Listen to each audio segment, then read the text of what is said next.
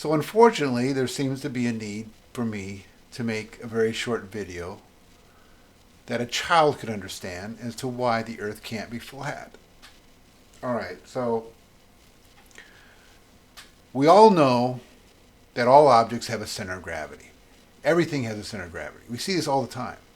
You know, we work with balance all day long as we go about our day. Every single object has a center of gravity.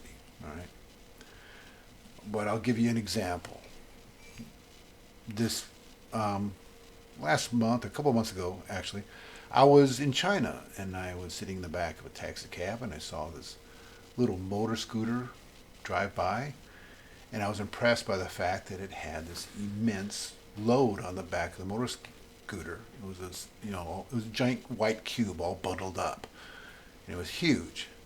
In fact, you would expect to see it in a truck, not on a motor scooter, but the motor scooter didn't tip over because the bundle had a center of gravity that happened to be right above the wheelbase of the motor scooter. And we've seen these kinds of things all the time. Like, this is why you see these signs on exit and off ramps sometimes if the curb is really steep. Once in a while, I think everyone in their life has seen that little sign warning truck drivers that they're taking a real sharp turn, and to be aware not to have the center of gravity go too far off the side or else the truck will tip over. So,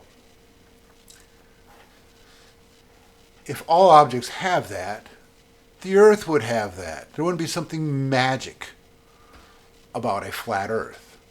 The flat Earth would also have a center of gravity. See? So, if a disc-shaped Earth with the North Pole being in the center was real, then the center of gravity would be right there. And so all the oceans would just pool around that center in like a kind of like a giant half dome because they'd fall towards it, be attracted to its center of gravity.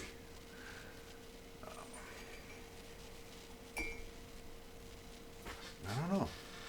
And it's just that simple. And if on a flat Earth you would, when you walk to the edge, you'd actually feel like you're slowly walking uphill because you're walking. At first, you're kind of right by the North Pole. You'd be close to the center of gravity, so you'd be kind of tilted that way, and as you'd walk, you'd go up. I mean, come on.